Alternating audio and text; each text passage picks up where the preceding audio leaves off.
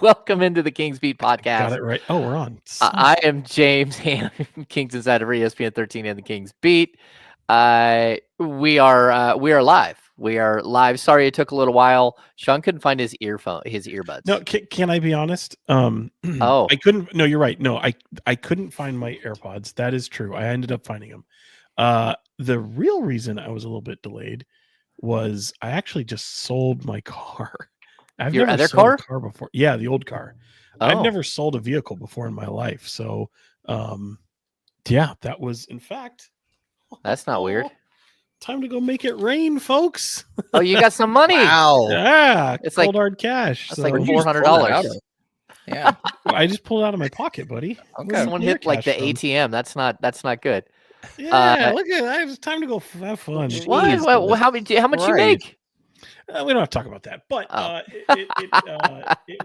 it was thanks to a buddy of mine who got it all kind of prepared and ready to go. So I hadn't done that before, and so but then like I'm coming back and I'm like, where's my AirPod? I couldn't find them to save my life. Oh, and then finally was able to find them. So. All right, we're going to re-rack here. Welcome into the Kings Beat podcast. I'm James Ham, Kings Insider for ESPN 1320 and the Kings Beat. We are, of course, a Blue Wire podcast brought to you by Underdog Fantasy. Joining me this evening, Fox 40, Sean Cunningham. Sean, how are you? I'm good. I just realized I totally screwed up your intro. So I apologize. You totally screwed up my intro. I'm a little raspy. Like I'm going through some allergies right now. So bear with me. I might have to, eject at a certain point, but I'll be okay. Okay. Yeah. We are, of course, joined by Brenden Nunes from the Kings Pulse podcast. Brenden, how are you? I'm doing good. Still, I guess, recovering. It's not quite the right word. It's a little too dramatic, but getting back from All-Star weekend and didn't quite get that same break over the weekend. So trying to use it a little bit in these few days here, but doing good. Don't have any fat stacks of cash to show off like Sean or an excuse to flex on all our listeners here, but I'm doing all right. I had them come to my home. I didn't feel comfortable with that, but we're good. No, what do you mean recovering from All-Star weekend? What did you do? I just meant that From boredom? Wanted a little bit of a break and it did not get to be used as a break. So I'm using these couple days. Like I said, recovering is dramatic. I wasn't doing that much. We weren't really even covering much during All-Star weekend, but just walking the streets of San Francisco rather than sitting around and not doing much over this weekend is all I mean. What's funny is that Brenden just used the streets of San Francisco and he doesn't even know what it is. No clue. He doesn't know the Karl Malden and Michael Douglas series in the 70s. Where they literally were cops in the streets of San Francisco. Yeah, that was me. Carl and whoever. Karl Malden. Michael Douglas. He probably doesn't even know who Michael Douglas is. He has no clue. No I actually ran into Brenden a few times down in San Francisco. He was a trooper. He actually stayed down there. I had to go back and forth, and I chose to skip Saturday. But I had a decent time. I hope we can get to the conversation of All-Star weekend because I know everyone's kind of killing formats and levels of competition. I think I have some thoughts. I mean, It was ass. Let's just be real. It was horrible. It was better horrible. Than last year. It was better than last year. I left early on Sunday, just to be honest. Like I had nothing to cover. I was like, I'm gonna go get dinner. It was so boring. And I hate that this was format. Your first you knew time, right? People were not going to be engaged. It was my first time at All-Star. And Chris Watkins was trying to tell me, I don't know if I'm going to be there for Sunday. I'm like, dude, you should stay. What if this is the one where like every once in a while there's a fun one? There was not. And I realized at the end of the first game, like, okay, you are right. And the amount of breaks in between all the basketball that was going on, there was not enough action. It was really for me when Kevin Hart was like pausing the play because we had to finish his commentary before we could check the ball back in. I didn't have the greatest time watching the game itself. Okay, so like watching from home, I was disillusioned for sure. Just like to be honest with you, I thought it was so incredibly self-indulgent by TNT to make it all about them for like an hour and a half and drag this crap on. Like it's a Sunday. We want to actually like live our lives, but just kept dragging on and on and on. And then like doing like in memoriam clips for themselves. It was like, what are we doing here? And then to have Kevin Hart interrupt Ernie Johnson, I just like boo on you. Like who thought that was okay? And then to have him just yelling and screaming and interrupting play the whole time, it's just like tired and old and like this is not good. It was not good television. I thought the basketball was perfectly fine. I thought everything else was absolute trash. But again, we're talking about like 40 minutes of actual basketball mixed in with like over 3 hours of coverage. And I just like very, very disillusioned with the whole thing. Sean?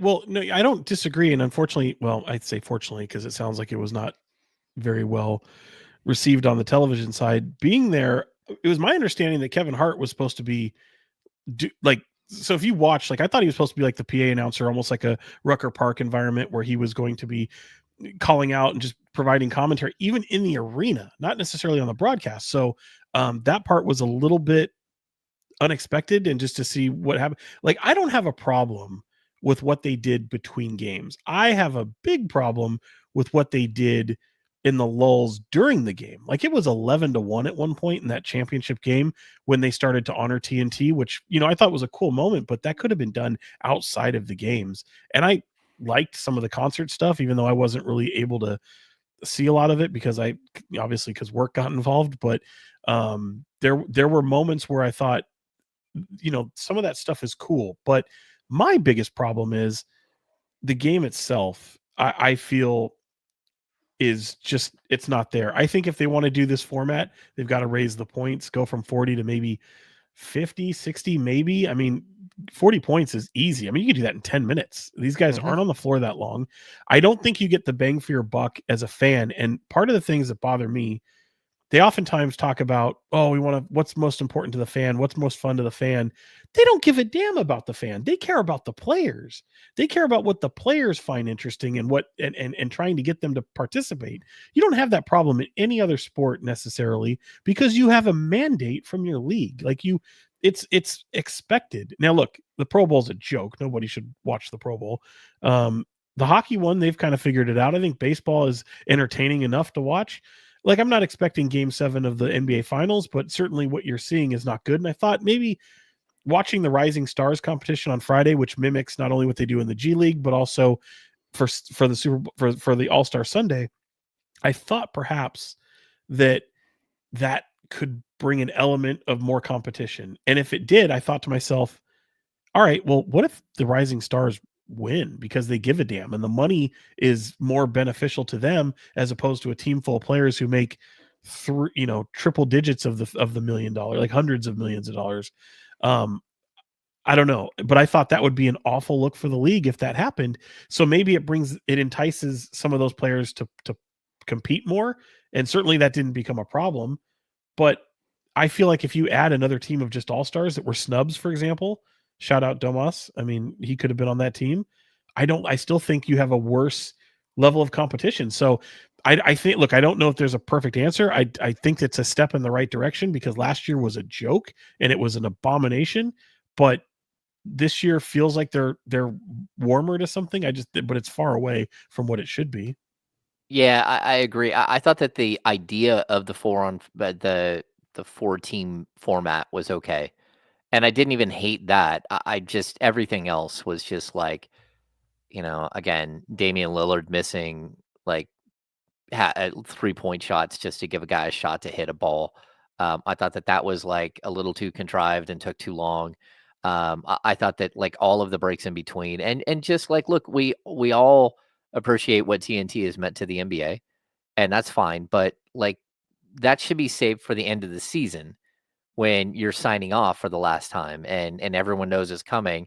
And they're not even really signing off. TNT's signing off. The rest of them did, because they won't have the All-Star game next year. So it's the final All-Star game that they get to do. Okay. But I get it. Okay. That's fine, but like we're gonna have this all over again, and it just felt like way too much of that stuff, and just way too long. Like you burned like a whole Sunday for people. I thought it was very, very odd. All right, Brenden, but you did Did you see anyone cool? Did you meet anybody? Did you like? I think that's the people watching is always the best part of the All-Star weekend. Yeah, I would say that I didn't network as much as I maybe wanted to. I thought that the media hospitality setup was solid. It was great food. I think it was well put together. It was just very spread out. So I kind of just ended up hanging out with people that I already knew. Like I got to spend a lot of time with Hunter, who I don't see very much, obviously nowadays. Him covering the Pistons after being with the Kings for a handful of years, and kind of catch up with different people that I'm already familiar with for the most part. But definitely some notable heads out there. I think that like Trump's daughter walked past us was the most random thing. We don't need to get into any thoughts, but like there were a lot of faces, to your point, that just walked past and you're like, hey, that's that person, that's that person. So I guess one of the cooler parts, and then also getting to sit in on Adam Silver's press conference. I've obviously never gotten the opportunity to do that, so it was a little interesting. Nothing Did you ask a super question? notable. I did not. I was a little curious how that format works as well. Not that I was planning to at all that time around. We'll get there eventually, Sean. But yeah, What would you have asked him? Yes, young man in the wrong colored A's hat in the 15th row. Yeah, Go ahead. Actually, that was the day that I like showed up the most casual too. And when I walked into that room, I was like, oh shit. Sean, I have no clue. I had no questions planned for him or anything. I didn't have much of a content. Like Kings weren't doing that much at the weekend, so I was kind of going out there to enjoy myself for the most part. So no plans, but he talked a little bit about kind of being a fan of the new CBA and it putting teams in positions where they have to make difficult decisions, and him being a fan of that and certain things. So some interesting aspects, but for the most part, just trying to figure out where the heck I'm going and making sure I'm not too loud rounding corners and messing up somebody's interview. Yeah, Sean and I got to be part of Adam Silver's first press conference as a commissioner. I don't even know. David Stern stepped down in the middle of the season, and Adam Silver had an impromptu press conference in Sacramento for whatever reason. It was kind of odd that that's how it happened. And Adam Silver has friends, I think, in Reno, and then he always takes every year he takes a trip down where he stops in Sacramento and then goes to San Francisco, and then I don't know if he goes down to LA or what, but he kind of like does this every year. And so we were part of Adam Silver's main press conference, and then during relocation, we had a ton of like Adam Silver and David Stern moments, lots and lots and lots. So I think it's funny, Brenden, you probably walk by all kinds of famous people you just don't know. He has no idea. Who's the most, Sean, who's the most famous person you've walked by at All-Star Weekend? At like any All-Star Weekend? Yeah. That's a tough one. Let me just keep it in recent memory because I honestly couldn't think. I think this year was definitely, I mean, I guess to each their own, but for me, it was her. I'm a big her fan. She's out of Vallejo, incredible performer. But I literally walked by her and Barry Bonds at the same time, so that was that was kind of neat. But you've interviewed Barry Bonds before, so I have, like yeah. I haven't interviewed her. I haven't interviewed her before, but I would definitely sign up for that. My friend Sweetie was there. Shout out Monterey Trail High School, my friend. Yeah, there's a lot of interesting pieces. I had Pat Riley and Chris Tucker walk by me. Yeah, I don't know who's more famous between the two. You did run into people. Like I think in New York City, me and John Santiago were walking, and we let's see, Queen Latifah and Christina Aguilera walked by us, and then I was standing with the basketball Jones guys, Taj and J.E. Skeets and those guys, and Ben Stiller was like 6 feet away from us, like hanging out, just like in a group of people right next to us. We're like, oh my gosh! I said, oh my gosh, it's Ben Stiller. They're like, where? And I'm like, he's literally right next to us. And they're like, I don't see him. And I like had to move them over. They're like, oh, he's right there next to us. I'm like, yes, you didn't even need to throw a rock. You could just like reach out and grab him. Not that we did, but anyway. I will say NBA fan, by the way. Ben What's Stiller's that? just an absolutely insane NBA fan. Oh yeah, huge NBA fan. Yeah. All right, let's get to let's just jump into this thing. Well, first of all, if you're out there and you want to add to your basketball watching or your sports watching, jump on board with Underdog Fantasy. It's the easiest place to go and get some action on basketball or football or any other sport you can possibly imagine. We're super excited to be a partner with Underdog. You can check out the pick'ems. You pick 2 to 8 players from different teams, and you can mix and match, whether it's like soccer or basketball, football. You can just like choose whatever you'd like to jump on board with. You just choose higher or lower, and you can win up to 20 times your money. It's pretty awesome. We have a good time doing it. You can go to Underdog and download the app. Use the promo code KingsBeat for a free pick and a first-time deposit offer of up to $1,000 in bonus cash. And then send me your entries. We're super excited to see it. Outside of that, you must be 18 or older and present in a state where Underdog Fantasy operates. Terms apply. Concerned with your play? Call 1-800-GAMBLER or visit www.ncpgambling.org. Cool. No, I did great on the 3-point contest on Underdog, and then just got totally killed on the dunk contest. And it was also a little weird because you had to bet on the first round. Buddy Hield's higher was maybe the easiest number to me in Was Golden it 24? State. It was 23.5. Yeah. And I think he had 30 something in that first 31. round. He had 31. Yeah. He was on fire. Whew. And I really thought he was going to win the whole thing. He was pretty did too. upset afterwards as well.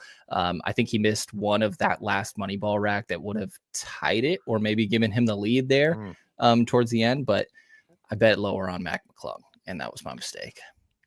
Oh man, what were you thinking? 2-time slam dunk odds. It was champion. like 97.5. I was like, he just has to get not 3 points less than perfect on these first 2 combined. I was betting the odds, didn't work out. Okay, all right. I know Kyle. He got in on the action for the celebrity game. I'm like, really? That's when you're like, old. That's crazy. That's crazy. 1-800-GAMBLER. 1-800-GAMBLER. Yeah, it was pretty amazing. And I do agree with Ibrahim Khan here in the chat. Yeah, take the over in total points in any game involving the Kings defense. Yes, straight up. That's a good idea here in the second half of the season. All right, let's dive into this. Today was the first day the Kings got back to business in Sacramento. Sean and Brenden and I were at practice. We got to, what did we interview? We interviewed Zach LaVine, Doug Christie, and of course, Markelle Fultz. Markelle Fultz. What were your guys' first thoughts on Markelle Fultz? Because we haven't really got to interview him here in Sacramento. I know Jason Anderson got him on the road a little bit, but like, I don't know. He's intriguing, right? Former number 1 overall pick in the 2017 NBA draft, but he hasn't played in, I don't know, 9 months, something like that. But pretty intriguing.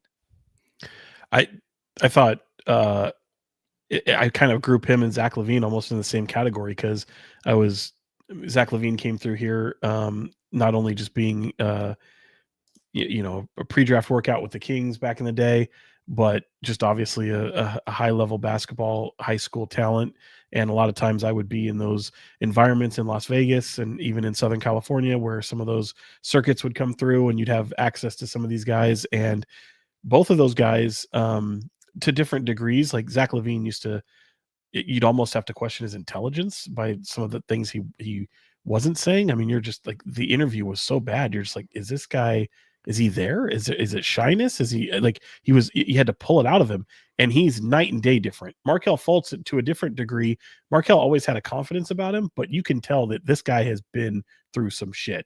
Like, he is a man now. And I thought he was very refreshing to listen to, offered great perspective on just the path that he's had, but also his outlook. And here he is, 26 years old. Most people would think that, by virtue of what he's been through, you're like, well, you're probably knocking at the other side of your career now. And he very may well be, But if you ask him, he says, no, I'm still a young guy in this league and I'm going to be around a long, long time. So liked what he said. Thought it was very encouraging. And yeah, just to kind of piggyback off that with Zach LaVine, like since he stepped foot in Sacramento, like, you know, he's night and day different from what I remembered as that young kid. And again, he was a kid when he came through Sacramento. He plays the part well from the media game and is very articulate in how he communicates not only to the media, but speaks for his team. And you can see just him as a presence. Like he's somewhere along the way, you used to watch him on the basketball floor. He would not talk at all. And now he is a very communicative piece to a roster. And both those guys have been pretty impressive. Yeah, I would say initial things that stand out. I mean, obviously you get to see his game from the outside, but I think the personality a little bit. I think Sean outlined it well. It's clear that he's been through a lot and almost made it seem like his decision to sit out the beginning of this season and try to get his body in the right shape and get back to a form that he's comfortable and confident in before he did eventually join a team here. Not to be said that he's like just some elite talent necessarily sitting there, obviously, but intriguing things that he can bring. And I think how much he emphasized the importance to him of being a good teammate is something that he learned throughout his career, and specifically going to Orlando, where, you know, it's funny to hear him mention it's a bunch of young guys. Like I still kind of think of him as one of the younger guys as well, but being a mentor to them in a way. And Zach LaVine pointed out that he was maybe the most vocal guy on the bench in New Orleans when he had just signed to the team earlier that day. I think the broadcast caught a clip of him pulling Malik Monk to the side and having some conversations with him. So I think seeing some of that stuff is intriguing, and how it'll fit on the floor is a little bit of another story that I feel like we kind of have to wait and see. But interesting, I think, finishing around the rim and how he can move off ball along off of Domantas Sabonis specifically kind of intrigues me there a little bit. The shooting obviously is a big question mark, as it has been for his entire NBA career here.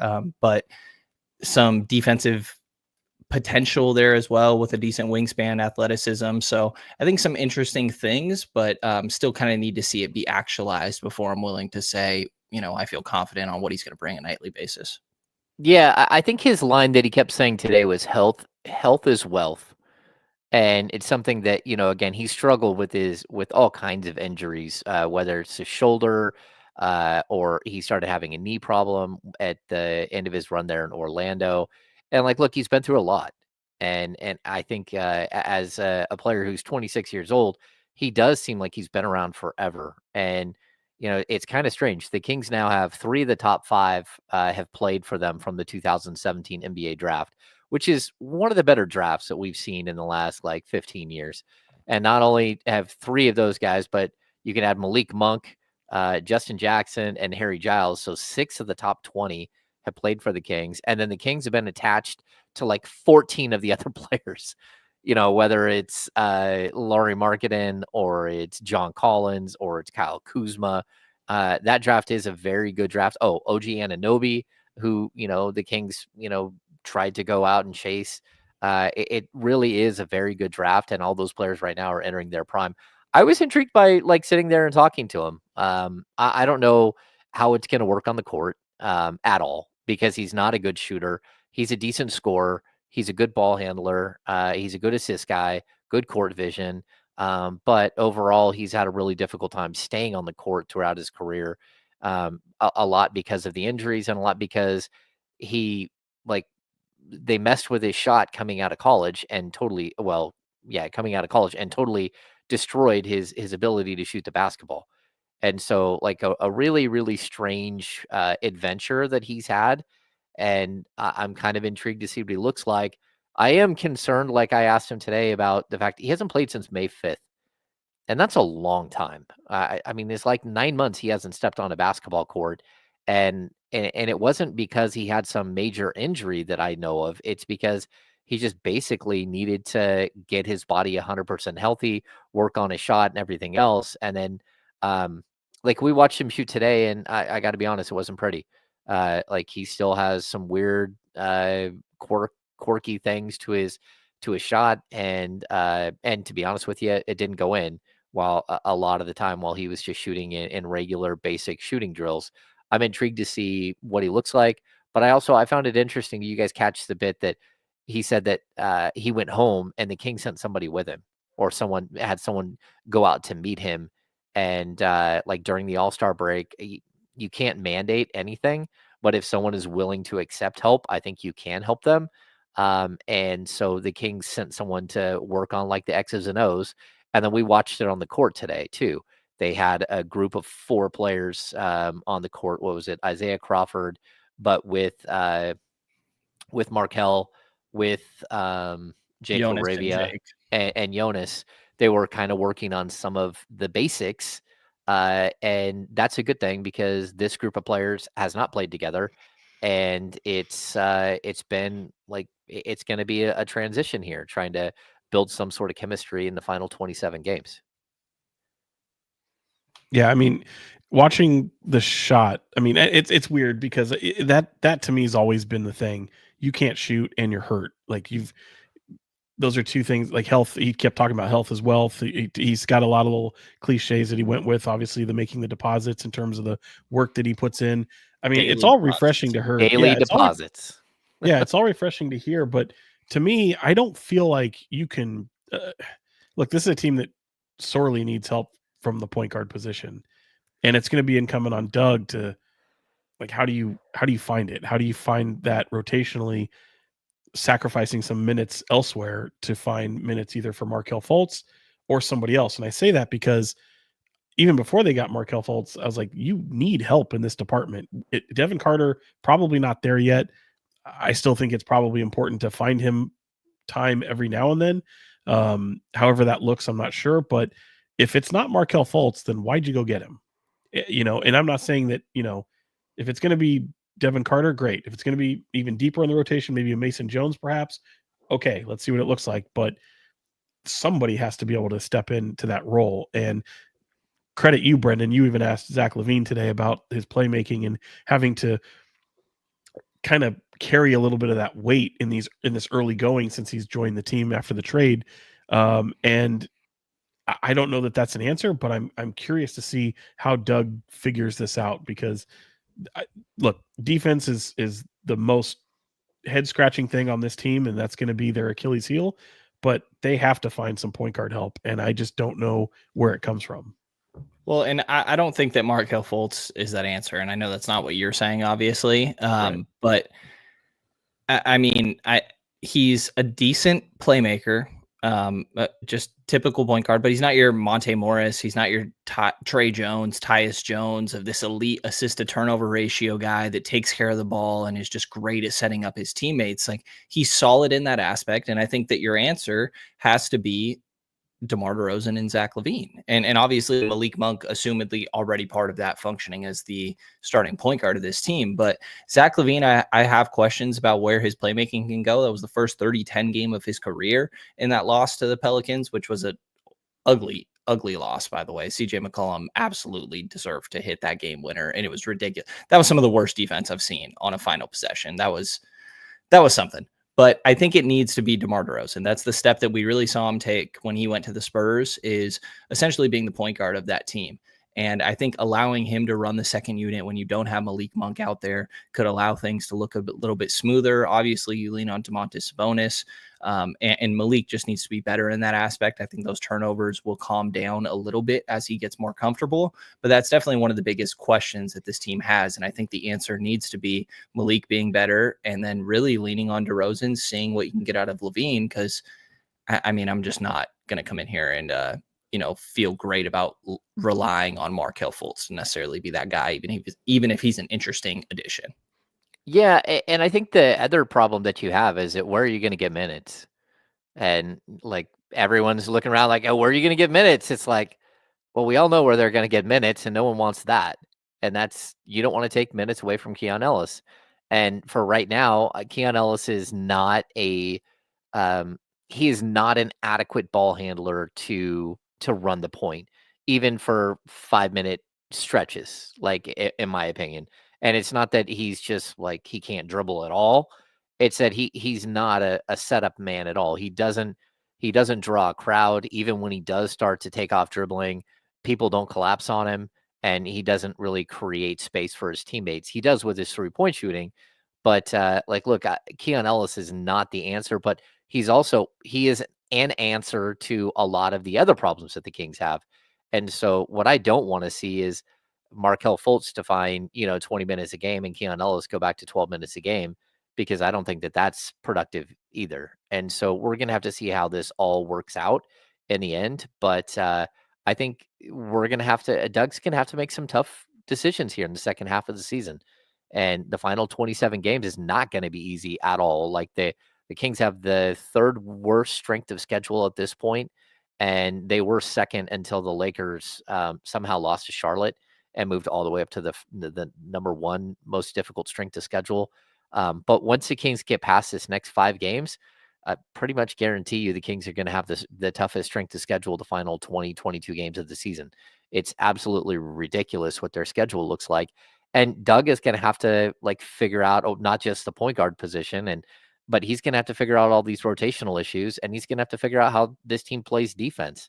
And it's something that I still don't think they have an answer for when you run 3 guys out there at your 1, 2, and 3 who are not known as good defensive players. And you can hide 1 or 2 of those guys, but 3 of them, the guy who pays for that is Domantas Sabonis, who gets in foul trouble every game. And that's where I think we're going to have to see Doug.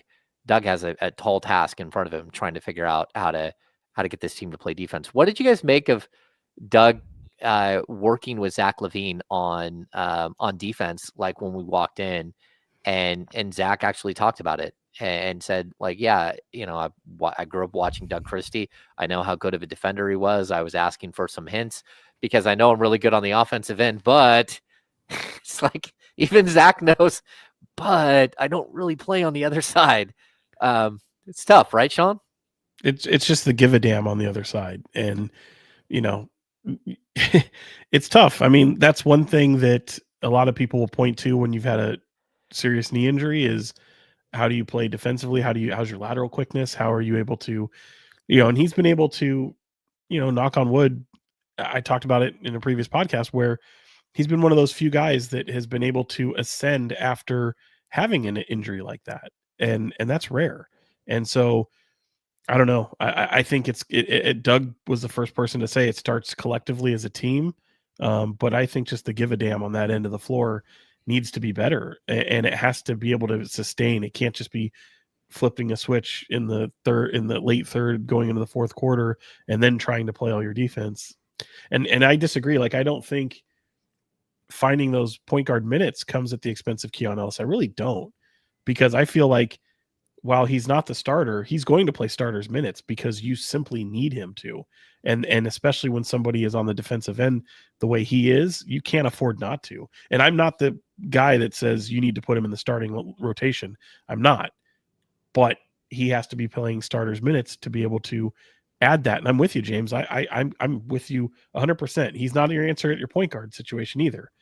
So you still have I think Doug has to figure it out, but it can't be coming at the expense of Keon Ellis. So, but if we're talking DeMar DeRozan and Zach LaVine, those are also tough scenarios where Zach LaVine. Well, Brendan's getting choppy on us. Yeah, he decided to take a sabbatical here, didn't he? Yeah, we got frozen, Brendan. Yeah, I think where he's going here, if you're not going to start Keon, how do you figure this out, Sean? It's not going to be simple. There's no simple solution here. Hey, Brendan's back. Oh, he's back. Go ahead, Brendan. I'm back. You finish up while I switch to my hotspot. Okay. Yeah, I think what we're discussing is that there isn't an easy solution. I don't know how many minutes you probably do need to take 8 to 10. Someone in here says 8 to 12 minutes. Oh, to baby daddy. There we go. 8 to 12 minutes from Keon. From DeMar, and give them to Keon. I think less DeMar DeRozan is on the table. I think a little bit less Zach LaVine is on the table, 30 minutes range. But still, if you're trying to find minutes for all of these players, they have to complement each other. And I think that's the biggest issue, is that you've got, I think this team right now, it's more talented than it was in December. It's more talented than it was in January. But that doesn't matter if it doesn't make you better. Yeah. Like talent is it's a 4-letter word in a lot of regards. It is. It's just like F. Well, and good. You got I talent, but they don't mesh. They don't mesh. look. I mean, DeRozan is such a versatile piece to what this roster does. I mean, he can play power forward. He can play 4 positions basically at any given time, and they went out and got 2 bigger players because they had to address the size issue on this team. But sometimes, it might behoove them to play smaller in especially late in games, or if that's where your defense is coming from, maybe you don't do it all the time. I think they have to get really, really creative. But I will say this: somebody like DeRozan at 35 shouldn't be playing 35 plus minutes a game. So, it can easily come from there. Have him be more impactful at different areas of the in various different places of the game. But I think some of the versatility that this roster has can be used to their strength. Now, again, it won't matter if you can't stop anybody. This team will probably be a top 5 offensive team, but I don't think they're going to crack. I don't think they're going to get above 20 when it comes to defense. I have zero faith in that happening. So, you're pissing in the wind at that point, right? Yeah, they're like 27th in their last 10 games, something like that. It's not good. 21st in offensive rating just up to this point on the year, and that's having some stretches where I thought they really overperformed. And defensive rating? Defensive rating, sorry, yes. Okay. Yeah. And I just don't. When it comes to the lineup questions, I think the closing lineup is the most important thing, and starting lineup, however it may be. And I do think that Keon is that complementary guy you're kind of talking about. But if you're talking playing smaller, like, is that in place of Keegan Murray, which in my mind feels like a somewhat lateral move because you're just taking your one other defender off the floor? Because one of you guys mentioned earlier, Malik, DeMar, and Zach all not being known as defenders. It's honestly even worse than that. They're all known as bad defenders. And to be blunt, they are. And Domas is the backline, who's also known to be a bad backline defender. Keegan Murray is your only positive defender out there. And I think that he may be overcast as a guy that you're putting on Steph Curry, Trae Young, LeBron James, Kevin Durant, this wide variety. I think that his life could be a little bit easier, obviously, and you could see more offensive production if you lessened his responsibilities there. And that's where Keon Ellis comes into play a little bit. But to your guys' point, the conversation's complicated because you're not sitting DeMar DeRozan when we're talking closing lineups. That's your closer, especially with De'Aaron Fox gone.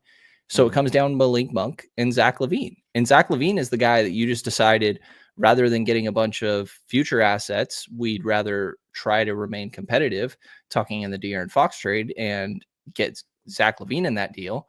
Obviously, the Spurs were only willing to go so far at this deadline anyways. And then, how would Malik Monk feel about moving into that backup spot? Or are you even comfortable with DeMar DeRozan essentially being your point guard, even if Keon Ellis is the one guarding point guards in those scenarios? So I think it's just a tough scenario for Doug to have to try and scramble through here. But I agree with your assessment that they should be top 5 offensively, probably bottom 10 defensively. I don't see how they're not bottom half of the league, like 15, 16 or lower, really. And it feels like the same thing that this team has been for a couple years, to be honest. They're good enough offensively to win any given night, and they're bad enough defensively to lose any given night. It's a race to 130, it feels like. And I don't know how sustainable that is. Well, I think the answer is it's not sustainable. Nope. And not only that, but you guys keep talking top 5 offense. They haven't been a top 5 offense since they made trades. And it's going to be very difficult for this to be a top 5 offense because you got a bunch of me guys, and that makes it really difficult. I will say this though, you mentioned Domas isn't a rim protector, and he's not a somebody that you fear that puts a fear behind a defensive front line.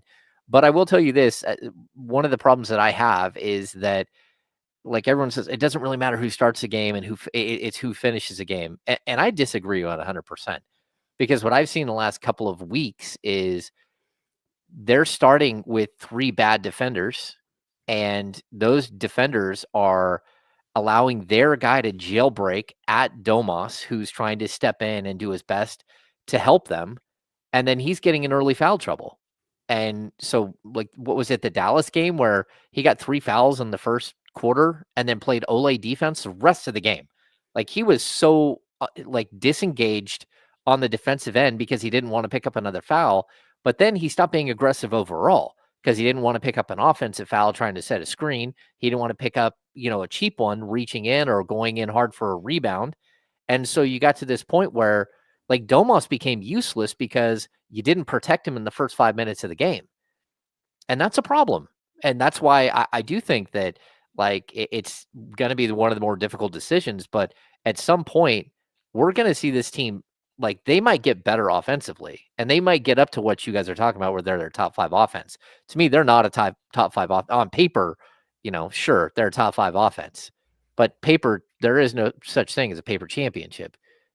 Like, when you are actually playing, this team is not playing like they've had one game where 38 assists in the win over, was it the win or the loss to New Orleans where they had all the assists? I think it was the loss right before the deadline, right before the All-Star break. But, like, if you can't do basic defensive stuff and you don't have anybody crashing outside of Domantas Sabonis, now he's getting fouls on rebounds because nobody's boxing out anybody. It's him by himself down there. And so you have to figure out that aspect of this. You have to figure out, how do you protect Domas? And it's not because Domas is a bad defender.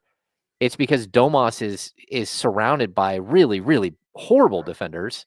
And it just doesn't help. He has no way to, like, sort of survive back there.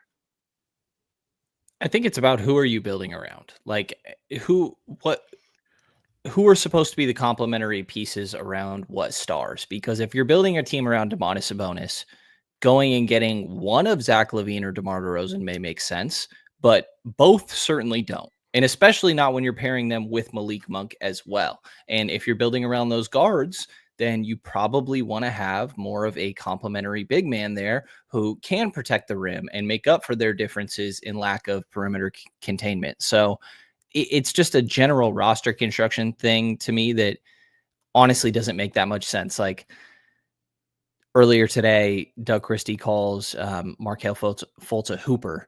And I just kind of chuckle a little bit because I'm like, God, that's the whole damn team. It's a bunch of hoopers. And then it's Domantas Sabonis trying to make everybody play organized basketball. And, we'll see if it happens. Like you mentioned, the top 5 thing, they haven't been there. They certainly have the talent to, and I think that they should get at more threes than they have throughout this stretch with Zach LaVine. That's something that this team should be better at after these moves. I think the second unit will be bolstered with Valanciunas. I think he's a good piece in all this and what Jake can give you there as well. But just as a whole, when you look at this roster, I feel like everybody says, oh, they have a lot of talent. I agree. But you have to optimize all of it and put it around complementary pieces. And I just don't quite feel like that's the case, even if I do agree that there is a lot of talent on this roster. Yeah, in their last 10 games, the Kings are 17th in offensive rating and 24th in defensive rating. Yeah, 21st. I will say this, like, it's really hard to gauge a team when you have this many changes to it. And so, I mean, I know we're painting a pretty bleak picture because the 3 of us don't really have high hopes. but I feel bad because this is what we keep doing on the Insiders. And every time I go on with D'Lo and Casey, it feels like we're like a funeral procession. I get what you're saying, Sean. I shared the NSFW nickname for our pod last time, but this is the Kings beatdown. We're here. Oh, I'm glad you didn't do it again because no, I know. Offbeat would be there's multiple names. Preferable way of yeah. What the hell was I saying? I am totally okay. Like, yeah, while neither of the 3 of us are predicting, incredible results for the rest of the season from this team, I think I might be the only one, and correct me if I'm wrong, but like, you could tell me that they're going to finish 5th or 6th and I'll go, okay. Like, I can see that happening. Mm-hmm. I wouldn't bet on it, but I could also see them completely missing the postseason too. Like, even the play-in tournament. I don't think that'll happen either. I'm just saying right now, I don't have a good gauge as to what this team is because, to Brendan's point, they are just a bunch of hoopers. Like, you're not a team. You're incredibly talented. The only thing I will hang my hat on is I know this team is going to be a good offensive team. Top 5, okay, maybe, like maybe not, but I know that you're going to be able to score the basketball.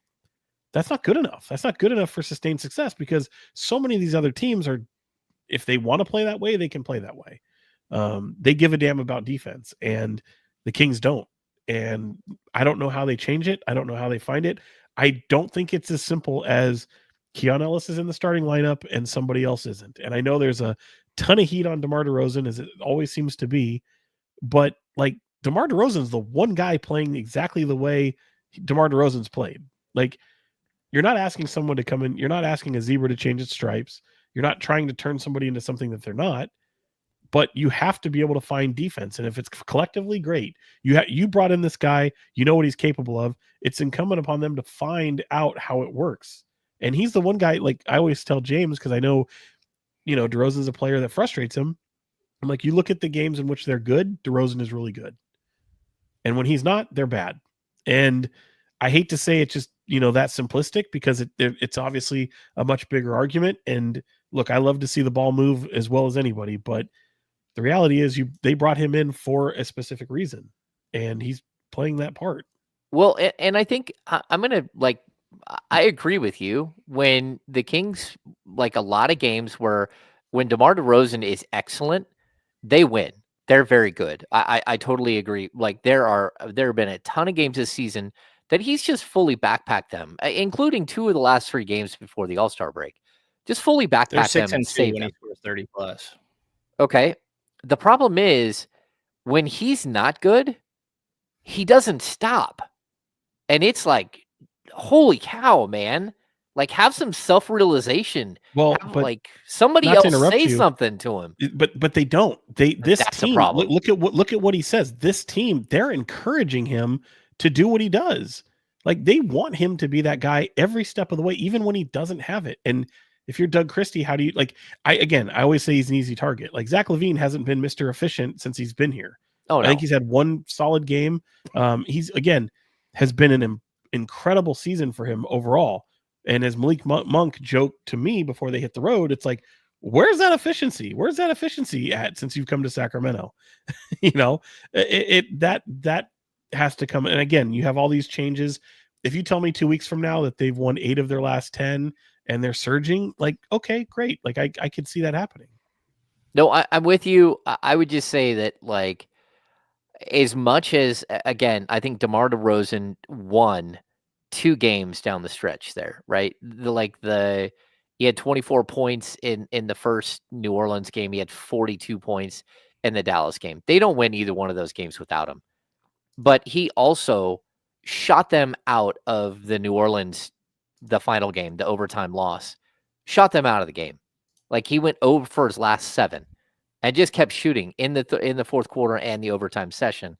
And there has to, I think the accountability issue that's missing from this team, somebody has to say something like, hey, you just missed 3 straight. We got to go to somebody else. And, Zach LaVine had 32 points that night.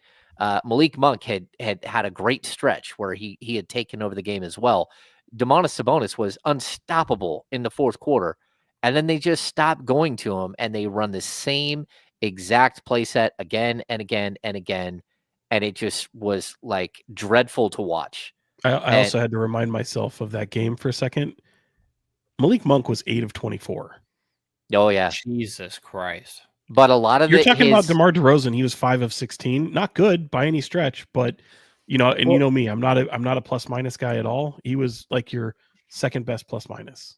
And what I will say about DeMar is that, like, that is the guy that you want to go to in those moments. Right. But when you look at this Sacramento team, there are other options to where necessarily if you don't have going that specific night. But you can look at that Dallas game where he hit damn near 2 game winners on the same night. And the one that he hit in overtime was because he split a double team, even though Zach LaVine is wide open from 3, but he made it. And that's DeMar DeRozan, And I think that figuring out that sort of like, what's your role in what moment is another thing that this new group has to figure out as they go along here. But I thought Chris Biederman who was on our radio station earlier today, put it really well, that like, yes, there's a learning curve that comes with this team, and that's to be expected, but that's also what this team signed up for and what this organization signed up for. When you make that massive turnover at this deadline, you have to know that that's going to come with some growing pains and accepting what that's going to mean for this season.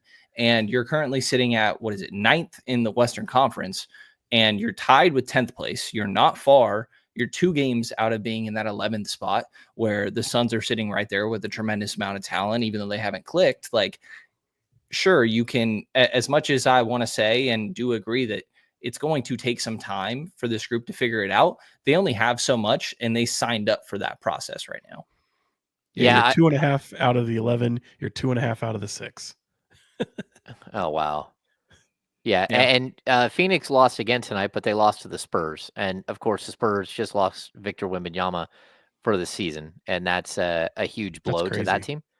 And right now we have LA. They're up on Portland, right? That's a big game for the Kings. There are too many games that, as we sit here on Thursday night doing this podcast, there's just way too many games that mean too much to the Kings. And that's a problem. The Kings have put themselves in a situation where, like, they're relying on other people to fail as much as they are for themselves to succeed. And that's partially because of, again, being inactive throughout the first 50 plus games of the season and not making the moves that you had to make. And then you made the moves, but it also cost you your best player to do it. And so you're in this never ending cycle. So I'm with you. I mean, like, they are the ones who chose this path, and it's a really difficult path. And, like, again, Doug Christie is, like, thrust into one of the most difficult things as a coach that you can possibly, like, be put into. And he's coaching his first, like, 30 games in the league. Like, it's funny you say that, James, because usually an interim head coach comes in and there's no pressure. Yeah. And look, I think we're all in agreement that Doug Christie probably will keep the job, but this is pressure because they have expectations of playoffs right now. And if you have someone who was like, well, let's see Doug Christie, we're enamored with Doug Christie, let's put him in position to where he can succeed. And if he does, he keeps the job.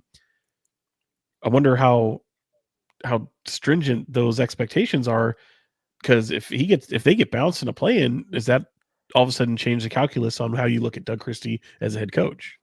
Okay, well, so think, how much should it? Again, we just mentioned all this turnover. Yeah, and outside of, like, the people who you're saying have expectations, if we polled the audience, if we polled NBA fans across the country, if we polled NBA experts across the country, how many of them would say that they believe the Sacramento Kings will make the playoffs? 3%? I don't know. 8%? I don't even think enough of them know that they're 15-9 under Doug Christie.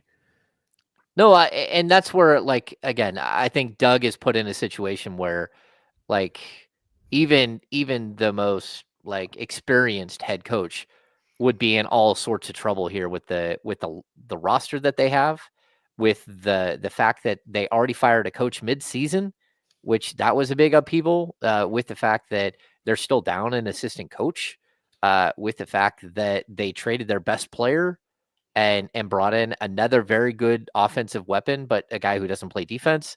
And so, again, you're the accumulation of things that are now on a young head coach is, like, it's outlandish, like, how much you're putting pressure for him to now take all this and go make the playoffs. Go ahead and get on out there. You make the playoffs. You got the job. It's like, he ain't that young, though. He ain't that young. As far as head coaches, though, experience-wise, he's young. Sorry, Doug. You ain't that young. What is Doug, 53? 52? It's old enough. Yeah. No. It's like 2 of me. No, I get you. Look at Brenden crowdsourcing. Crowd up, man. Well, okay, Sean. He's learned from the franchise he covers. That's crazy. I have ideas. I'm just saying, you? There's better ones. Yes, I do. Before you get to those ideas, did you remember you said that you left the All-Star game early to go have dinner? Am I supposed to tell you where? Yeah. I can find it. It's an Italian He place. doesn't even know. Now, That's so wild to it me. is very much close to the tenderloin, I will say. But area was very cleaned up during San Francisco weekend. I can't tell you how often I'm walking around Union Square and like, wow, Mindlessly. this place is really nice. Yeah. You know? Yeah. And that was the Well, feeling this weekend. So I I'm will going to say try to that find like it San here. Francisco, like the All-Star game looked good in San Francisco. I think that the Bay Area played its part. They supported, but yeah, the All-Star game itself was just not great. Yeah. Yeah. I just think can't execution of the believe game you itself. can't remember where you were. Dude, I have I'm looking through names here, and honestly, there's like 3 of them where I'm like, it may have been this one, and I'm scrolling and hoping that one's gonna stand out to me. I'm gonna have to text my girlfriend and ask her. I like this one right here. There it is. But Brendan's not old enough to play NBA jams, so he doesn't know that. I one. did play that actually. What? It's a Did you- throwback game for me, technically, I guess. NBA. He had his NBA. It's where everybody was it catches plural? on fire, right? Yeah. Yeah, I did, and then you could actually put in a code as you're putting in your quarter, and you could make them have big heads. Yeah. Oh yes, yes. Yeah. Did that Yes. give an advantage, I've or was been it to just coin kind of op look once or funny? twice. No, they just had giant heads. No, Okay. it was the best though. I will say one time I got asked to go on radio in Chicago, and I went on, and I was on with Kendall Gill, and I was like, but I didn't know it when I got on, and I'm like, huh, I'm like, hey, he's like, well, this is Kendall Gill and so, and I'm like, oh, this is cool. And then I actually brought up that I used to play NBA jams with him, with the giant head, Yeah. giant head. Just one jam.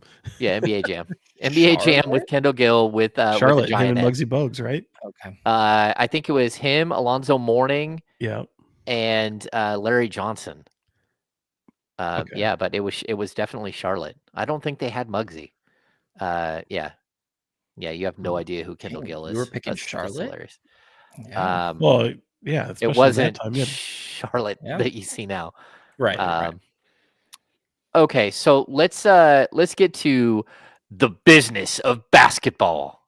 Yeah, see, I don't know. I was gonna do E40 sounds, and I Oh yeah, what would that sound decided to like? get it's just and brun and you know. Okay, we don't need that. See, that's why I didn't do it. And I still ended up doing it. Nobody gave me any recommendations. Oh, we did get the boom shakalaka. Yeah, the boom We'll figure it shakalaka. out. Yeah. Yeah. Okay, Hey, I will promise Spectre the boom shakalaka next time around. Yeah.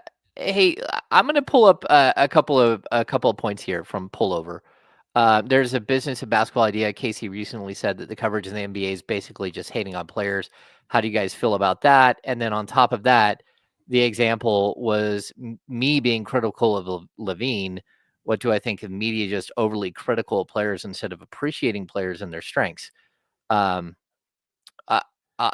would say this. I'm not overly critical of Zach LaVine. I'm honest about Zach LaVine, and if you don't want me to be honest about Zach LaVine, then I don't know what to tell you.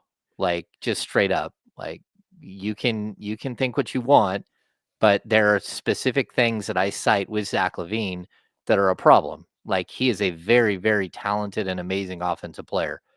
He is not a good defensive player. He has a gigantic contract, and he has a long history of injury. That's all I say.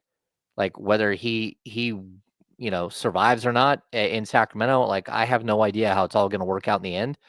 But it's certainly, I don't think being critical of players, of being honest about players, is so much being horribly critical. We talk about Domantas Sabonis all the time. Very honest. Domantas Sabonis doesn't block shots. He doesn't protect the rim. But that's why you need to go out and get players that fit with him. I'd say the same about Zach LaVine. Like, Zach LaVine is a very, very good offensive player. And if you're going to have Zach LaVine on your team, you need length and athleticism at the 3 and the 4 and the 5 to help him and to protect him behind, and you can't also not put him with a point guard that isn't known for defense either, because that makes it difficult. Do you think I guess the question, do you think we've been overly critical of players, and do we also like, is it our job to appreciate players and their strengths as opposed to being honest about their faults? I think it's a split between the two. You have to walk that fine line because you need to be honest, but I mean, I just mentioned DeMar DeRozan to you guys a minute ago and how much heat I always see him take, and it's like, to me, a lot of the heat ends up feeling a little unfair to him.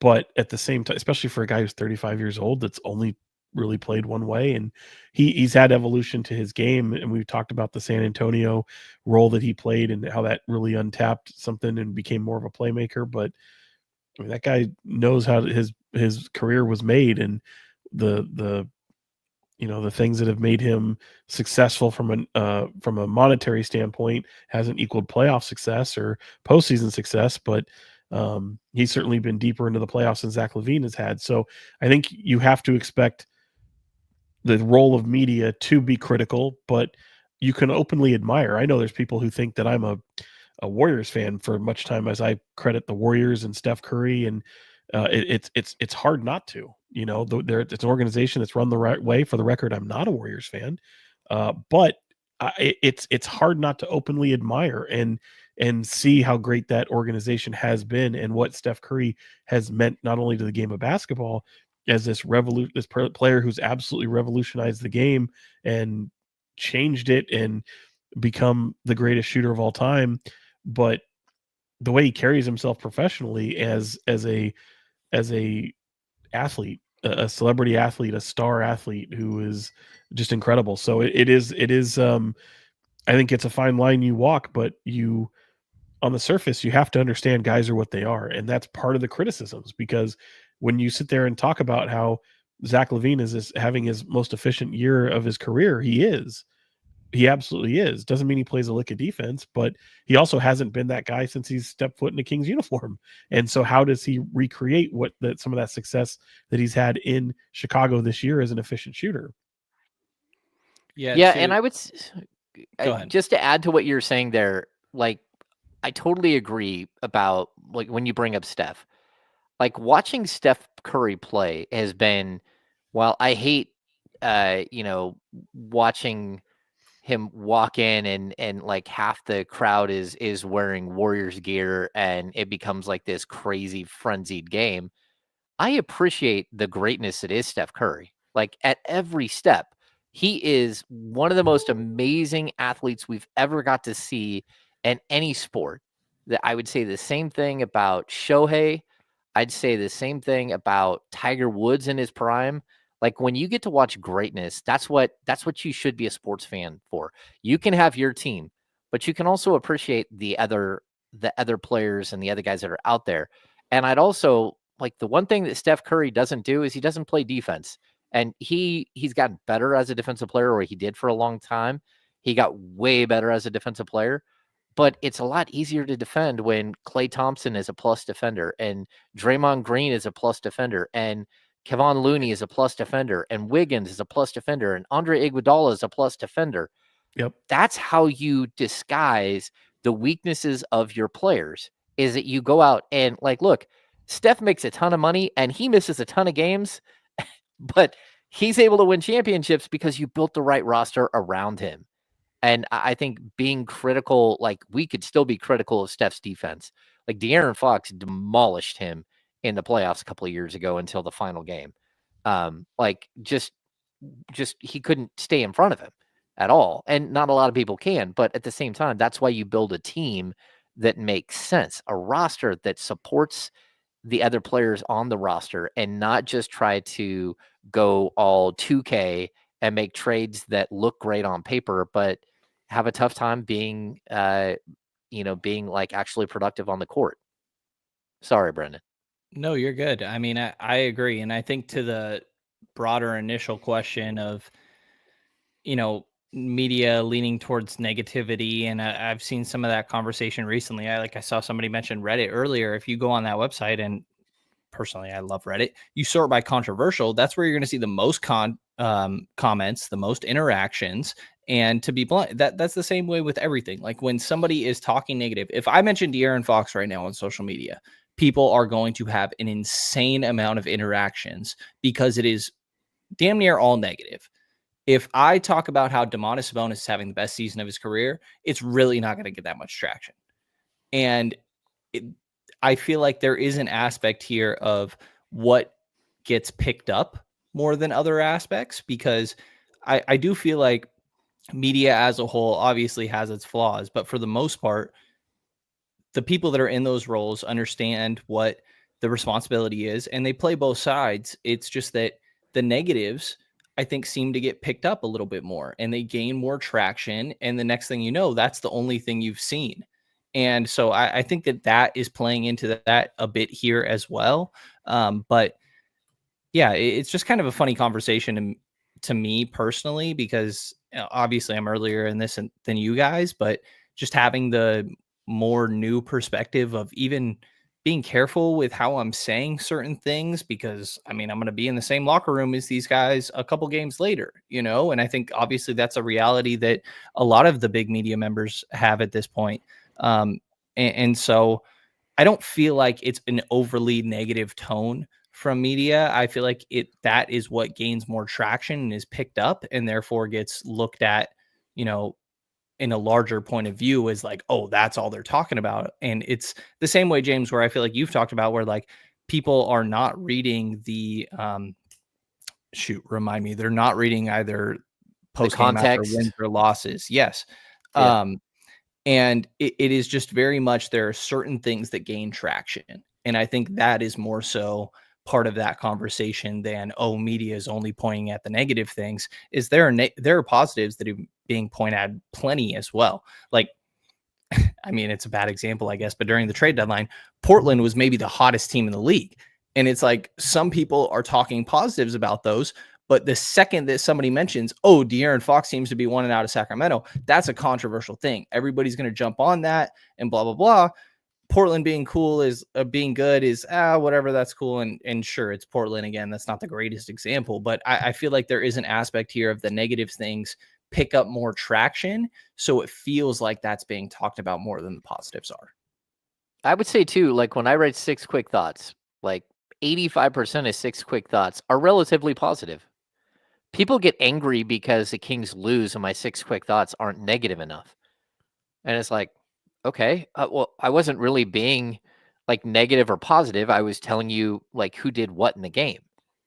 But they're looking for that. Hey, you're being too soft on them. And it's like, okay, but when I say like bad stuff, you're like, hey, why are you calling out that player? They won the game. So there is no winning. And that's where Sean believes that social media is like the devil and it doesn't exist. It's all a farce. Look, the next worst thing is talk radio. It's basically what we're doing right now. This is the next worst thing to social media. Social media is where negativity and toxicity thrives. So Reddit's no different than X, than Threads, than Facebook, than anything. It's and it's not the NBA. It's the same for every other sport, every other team. You're going to have the people who only feel like saying anything when it's negative. And I don't think that it's necessarily a media problem. I think it's a social media problem. And I think, and I'll go as far as to say, I think a ton of media members tend to give what they hear on social media a hell of a lot more of a platform than what the actual fan base thinks. Well, okay. So Sean, my question to you here is that as somebody that essentially has this job because I built a foundation on social media, should I don't know. I guess we're getting too specific. I think so. You don't? I mean, you still work for a reputable media outlet that allows you to cover your team and write about your team and create content for this team. Right.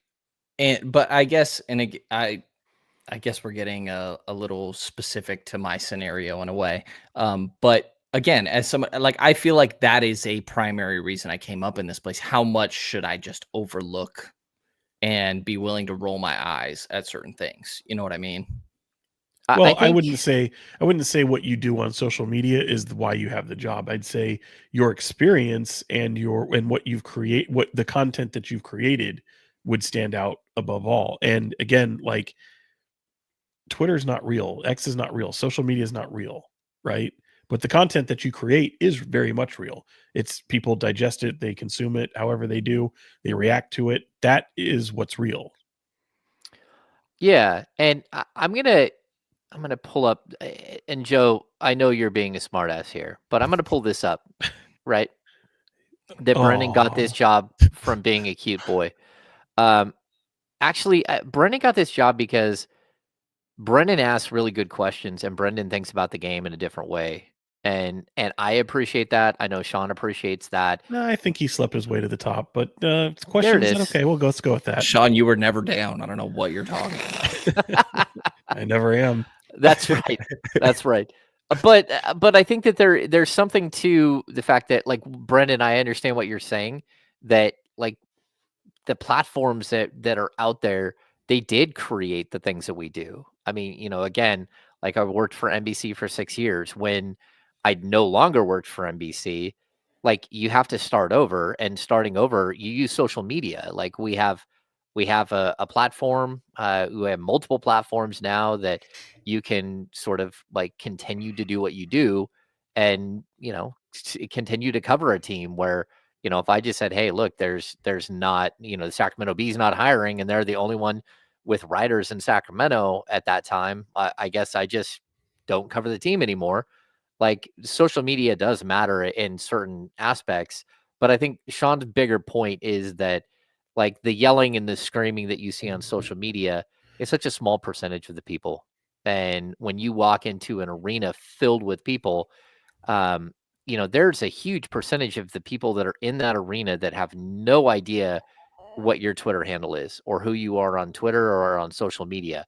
Now, whether they see you on one of the channels that you do, whether it's, well, you know, when you're on the radio at 1140, or whether you're on the podcast and they're a YouTube person. First, by the way. What's that? Shut Is up, that Sean. a first, by the way? Okay, sorry. It's not my what you're decision. talking I would say it's a work in progress, by the way, but we'll okay. figure that out later. Yeah, no, I've never had a problem with that. Like again, like I'm not here for the petty battles that go on between television stations and radio stations. I'm not. I'll second that just for the listeners. This is fully on my side. Well, it's not on your side. It's on your people's side. Yes. Yeah. So Sorry. no, I have no problems actually. You know, calling Brenden by his where he currently resides, but that's not what they want. So my podcast that doesn't exist anymore, but we'll roll with it. It's fine. It's fine. Do we just go, Brenden Nunes? That's maybe my favorite part of the intro and outro, when I see Sean laughing at like, is this still a thing? Like, yeah, it is. I totally agree. So.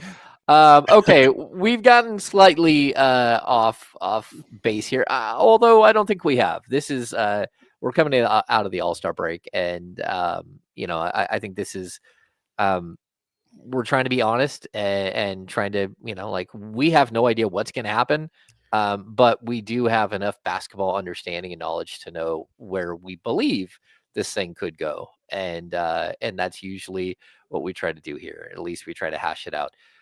Let's get to this. Number one, if you're still watching here, thank you for everybody for tuning into the live show here tonight. If you don't mind, give us a thumbs up. Can I just say something real quick along those lines, James? Okay. No. We have 154 people watching. We only have 16 thumbs up. We got to do better on our end. We just have to do better. We have to do better. We've not given the people enough content that they feel worthy enough of giving a thumbs up for. So okay, let's do better, fellas. We got to do better. I don't know what you mean. I'm clicking thumbs up on my end right now. I did my part. We're good. Yeah, Sean wants you more sound like podcasts. You have the broadcast open, and I would bet money that you did not click thumbs up, and you're talking crap right now. No, I didn't actually. No, you're part of the problem. I try to keep my my top secret YouTube account. For the record, I don't subscribe to anything on YouTube. Oh. Okay. Yeah. He doesn't even I've never clicked a thumbs up in my life on YouTube. Yeah. That's funny. But okay. No, I swear I'll show you. There's got to be a thing for it. Okay. If you guys have any questions, throw questions in the chat right now. Jess asks, Jess Escoto asks, when is the Kings Beat Ladies Night episode? Sorry, what? That's because the ESPN 1320. What are we calling it? The Chatty House after dark. Is that what it is? They had a all women's night last night, which I think went really well with Jill Adge and Katrina and a whole bunch of people. I think. Wait, explain I'm that. I'm slightly not familiar. confused how we Yeah, I do don't know what you're talking about. Okay, so ESPN 1320, the Chatty House, which is like the chat, right? The group that Okay. you've seen the Chatty House, you've been on Yep. the show. Yeah. That group has they do like an after dark show that's just basically Chatty House driven. It's not like Damien and Kenny and like none of us are or Kyle. We're not on there unless we're there as a guest. Anyway, they had an all women's night as far as like who was hosting and who was interviewing and all that stuff last night. So Interesting. it's the after party. There we go. So females from that chat, and they host their own show. Well, they did last night. Normally, it's a different. It's a group of people that That's host cool. it all the time. Yeah. That's cool. Oh, see, Joe just thumbed up for us. Okay, here's a good question from Kenneth Kelly. First of all, shout out to Keegan Murray, who apparently got engaged over the weekend or in the Oh. last couple of days. I didn't know I don't know if you guys saw that on the Instagram. Where are you guys at with Keegan's future contract with the Kings? What has he earned in your opinion? This is probably the most complex thing that we're gonna figure. I don't know. Yeah, That's hard. Yeah, what do you think? I would imagine they'll negotiate whatever, but I kind of think he's going to get as close to a max deal as he can. You just look at the other players that are in that draft class who've also been extended and under similar circumstances. I kind of think he gets it. Wow, you think he You gets like think the he 30 gets plus? it? Yeah, man. I don't know. I wouldn't be Hmm. surprised. I don't know. Okay. I think they're gonna pay off potential more than anything. And in Sacramento, sometimes you kind of have to do that. So, Brenden, what do you think? I think it's hard to gauge. I mean, max money guys this last offseason, I just kind of wrote about this the other day, are Cade Cunningham, Scotty Barnes, Evan Mobley, Franz Wagner. I don't think that Keegan's on the level of those guys. You look at Trey Murphy getting a 4-year, 112 deal. That's $28 million a year. I personally think that Trey Murphy's a better player than Keegan Murray up to this point. And I know that you are paying for potential. I think that's sort of the range that we'd be talking about, like 20 to 25, maybe inching near that 30 mark. But even then, I think that's too kind for what we've seen so far. I think more likely than not, it comes to a situation where he's extension eligible this offseason. And if he does not, if that is not came to an agreement at that point, he would reach unrestricted free agency in the following offseason. I think it makes the most sense that we reach that point of restricted free agency. And then essentially other teams go out and set the market. You remember back when the Kings offered Zach LaVine a deal when he was an unrestricted free agent and then forced his team to go and match. I could see Sacramento reaching a similar point with Keegan Murray, because right now, I don't really know what to make of his future. There was brief flashes of probably his rookie year maybe being his best year. That's not to take away from the defensive and rebounding growth that we've seen throughout his game. But offensively, like that 3-point shooting conversion along with those other things, I think is really the ideal form of what you're dealing with Keegan Murray, and maybe some glimpses of off the dribble creation, but I think that's TBD. And honestly, a lot of the same ceiling questions we had at the time of the draft, I think, are becoming very much actualized at this point. So to me, I do feel like it's one of the more under discussed aspects of this season, understandably so. There's been a lot of big storylines, I think. But what he could be worth in an extension, and if his side and the Kings could even come to an agreement this offseason, I think is an interesting topic, because I struggle to see exactly how that happens or what that range would look like. I think it's really complicated, and I'm gonna put him in the Cam Johnson, maybe the John Collins contract, like a 4-year, like 86, 4-year 90, 4-year 100 at the max, like a 4-year 100 million, but some of that's incentives. Maybe that makes sense, but that's tough. Like I think even the Buddy Hield contract, although that was a declining scale and because Buddy was older. But yeah, that's kind of where I'm at. I don't think he's going to get the Trey Murphy money. And to be honest with you, you watch Trey Murphy play and you're like, okay, that's like a very, very like talented offensive player. So like, yeah, see Joe Seward 490.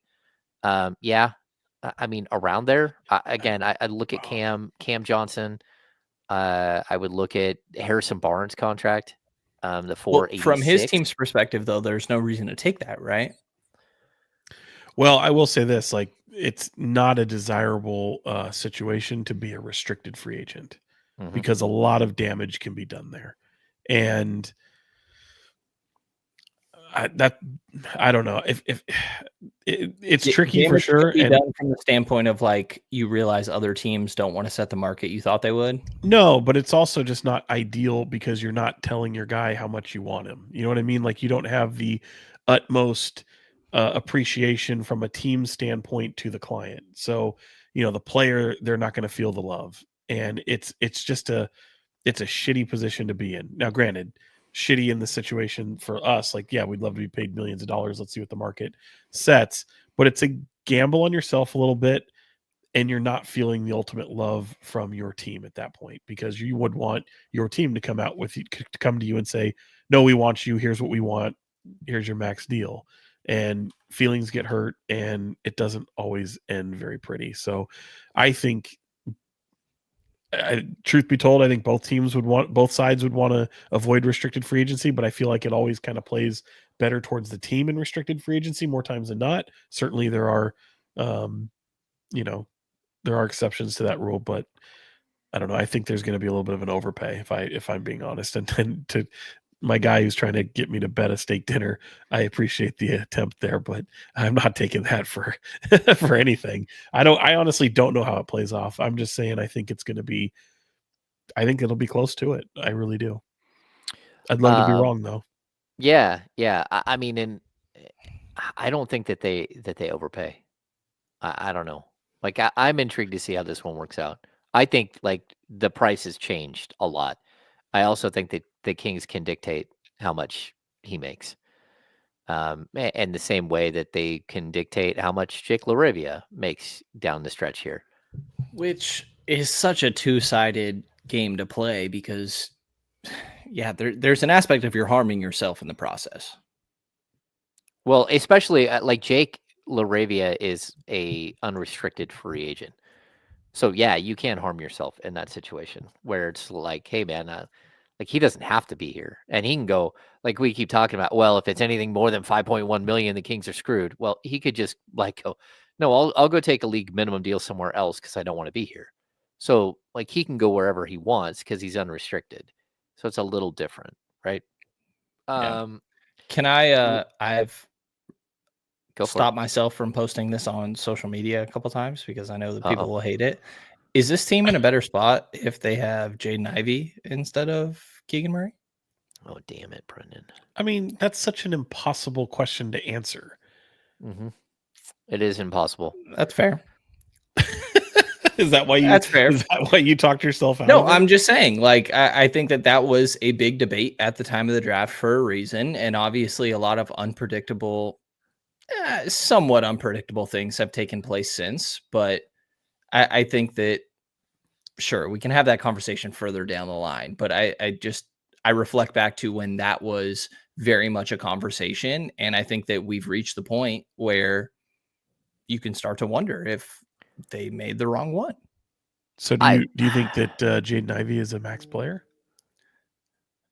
Well, I don't for his situation in Detroit. No, but I don't think Keegan is. Right. Like they would have another hole to fill without Keegan, obviously. But I just think that the conversation we had at that time of the draft of, do you want to bet on the upside or do you want to bet on the more, current contributor? Is in my mind, this is the point where I think you start to feel that even more so the second half of it, of where the upside swing starts to play a part a little bit more. I would just say this: if the Kings didn't have Keegan Murray, they would have no 6'8" power, but small forward. but They'd have even less of what they need more of. Very true. Very true. Yeah, I get what you're saying though, Brenden. I got to be honest. I don't like Jaden Ivey scores more points. He's going to make more money. That doesn't mean he's a better player. And so I would have a tough time. I'm okay if Keegan Murray's if he ends up being a $22 to $25 million player for the rest of his career, and he fits in again to the Cam Johnson mold, except for he plays all the time. I still think he's a very, very good pick. Is he a great pick at number 4? No, but he's still a very good pick. What you don't want to see is him be a 12-point per game guy. You'd hope that he'd get up to 16 to 18 points per game and kind of live up to the offensive power that you think that he could have been coming into the league. But I also think that a lot of the reason why he is where he is because he's one of the 2 dudes in the starting lineup that isn't what you just call a straight up hooper. He's playing by the rules and not everyone else is. And so I think Sean just said, I'm out of here. I'm out of here, bitches. Way different lighting. I'm here. We're good. But why am I not giving Fox love tonight? I did Fox do something? Did they win? I don't know. I haven't been keeping up with the Spurs game. 3 minutes left, and they well, were the whatever. answer is that you're media and you're not supposed to, right? That's what we learned today, is that all the negativity, can't give any love. Oh yeah. Hey, look, De'Aaron is in a weird situation. His superstar tandem guy just got hurt, or just came up with a blood clot. The blood clot thing was weird. Yeah. De'Aaron should probably, which this will also be a team and agent decision, all of the above, obviously. But at this point, how much does it take for you to be all right, I'm going to call it for the year and actually get this pinky fixed? I'm with you, Brennan. The pinky needs to be fixed. Maybe you give this another 10 games and see where you are. And because remember, that's what they did a few years ago with him. When they traded for Domas, you remember that De'Aaron sat out the last 15 games of the season, 10 games of the season with an injury. I wouldn't be shocked if that's the same case. Yeah, I don't know. I'm a little torn on that in terms of, should he just go and get surgery now and just mail it in? Because at the end of the day, they'll look back at seasons and look at long, durability and stuff like that, and it does kind of play a role in certain things. And yeah, there might be an excuse that, okay, he sat out the rest of the season because this season was a wash and he went and got the necessary surgery. But sometimes those things can kind of play against you a little bit. I get that. I just look at it this way. The Spurs have the Hawks pick, and I get it. That's a top 10 pick, and this is a great draft. If I'm the Spurs, I would much rather have 2 lottery picks and 2 opportunities to somehow get Cooper Flagg. And I don't know if they're going to get him with either one of them, but 2 opportunities at Cooper Flagg is better than 1, especially when this season really doesn't mean anything. Right. I would say... I think my point, though, is if you look back at, say we're 4 years down the road and he's not making, let's say he plays 60 games. He's only had 51 games, I think, if you include tonight, or maybe that's including tonight, 50 games. Suddenly you start to look at things differently. You know what I mean? It's no, he could have played the rest of the year and he could have played upwards of 78 games. You know what I'm saying? That can play against him in his next contract, for example. Yeah.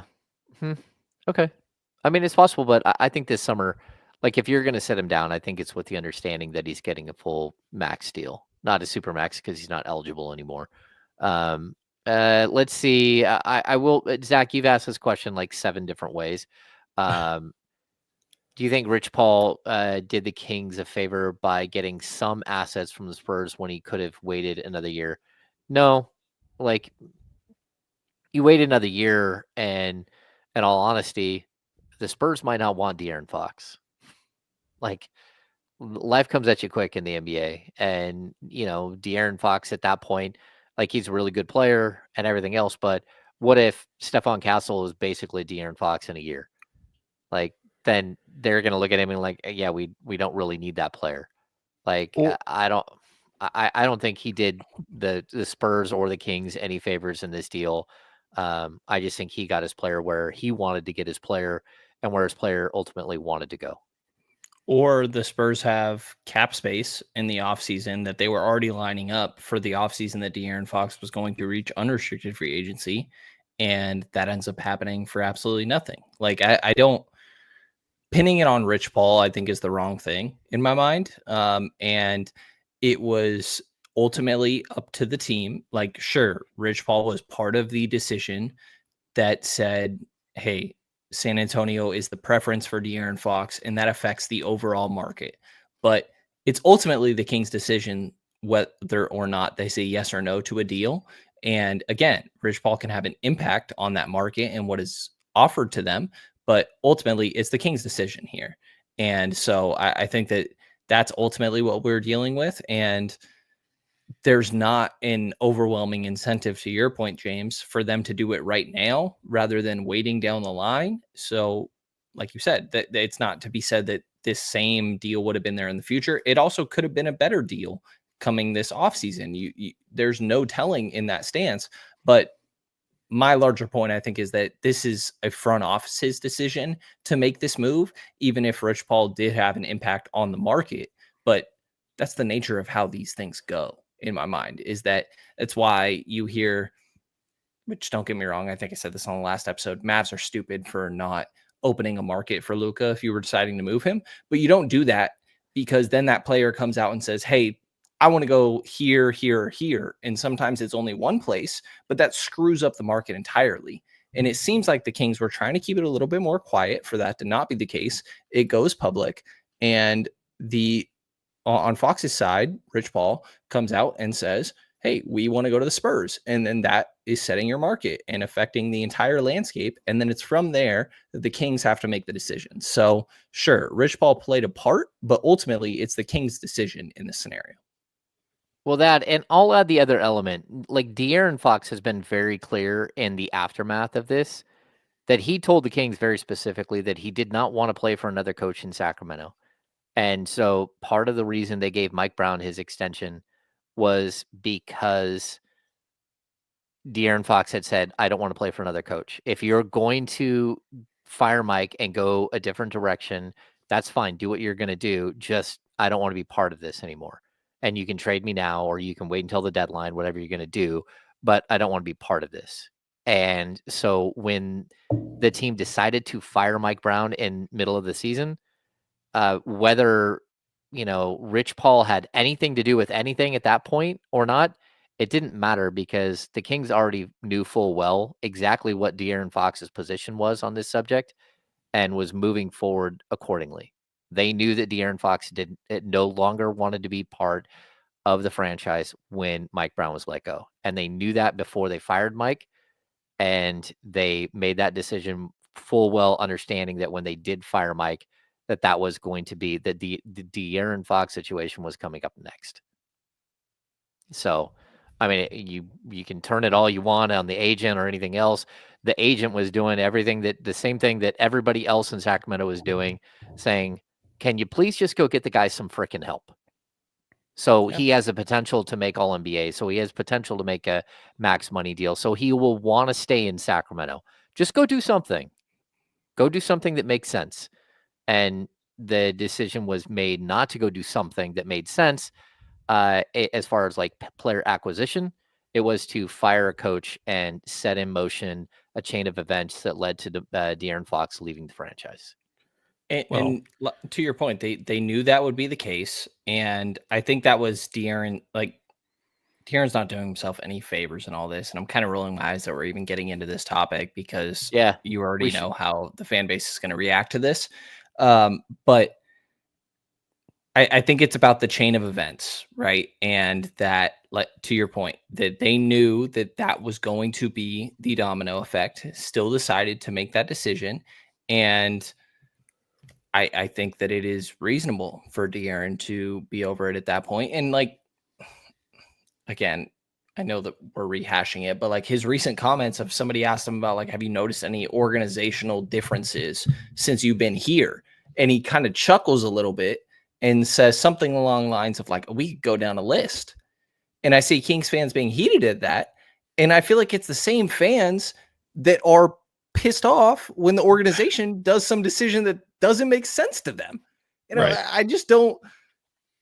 Yeah, Clearly it bothers me a little bit, but I guess last thing I will say before I let you go, Sean, is that I don't understand Kings fans being agitated at a player essentially rolling their eyes at all the decisions the organization that has made that they have also not understood throughout all those years.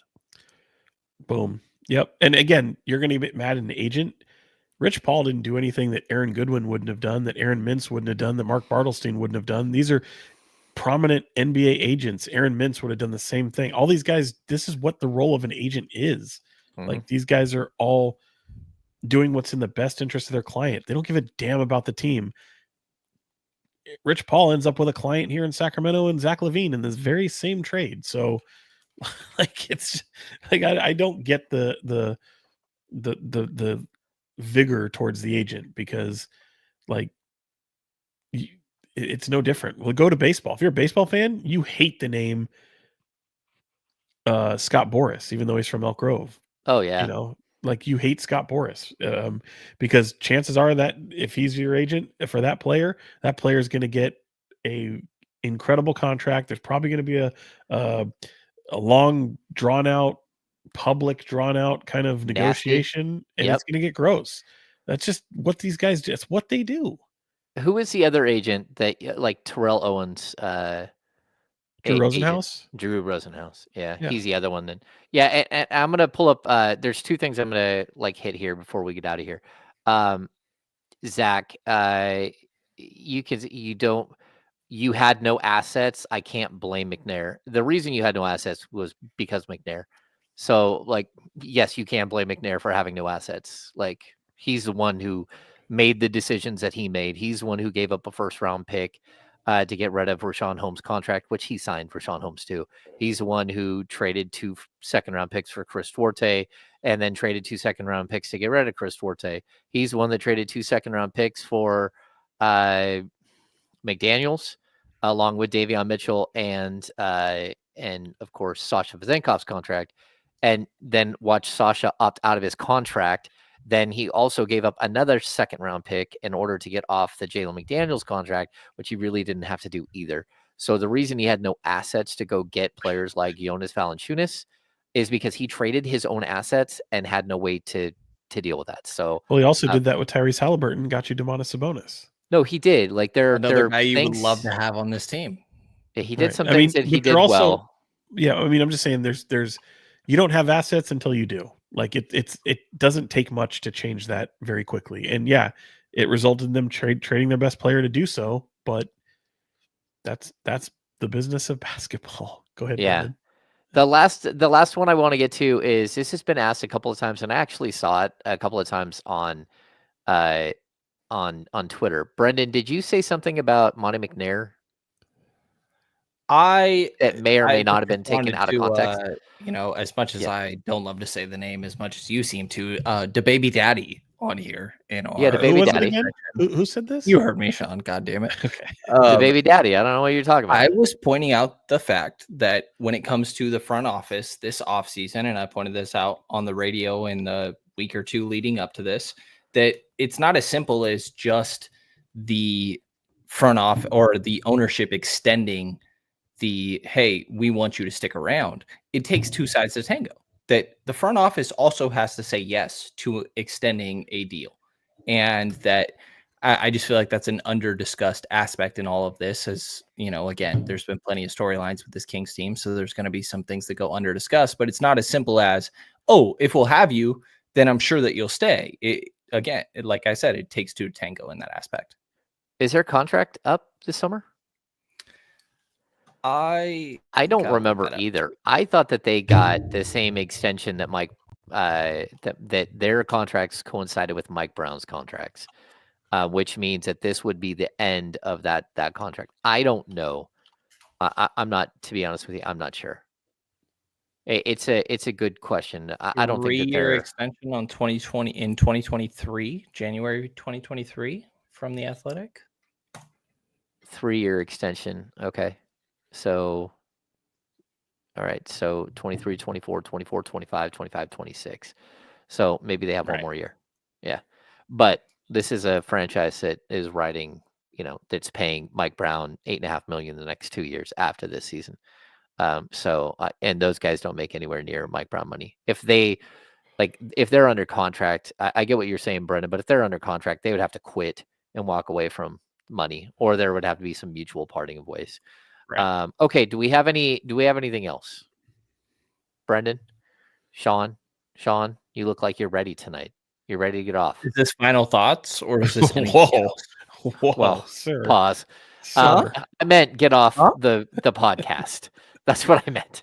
Like you're ready to leave. Unless we have some great questions coming in. I what does this say? Yeah, I think we got another hour and a half in us. What else we got, No. guys? If Kings fire Monty McNair, what happens to Doug? I think one has nothing to do with the other. Which Yeah. is stupid, though. You know better than that. Sorry to be Brendan. blunt, but like, come on.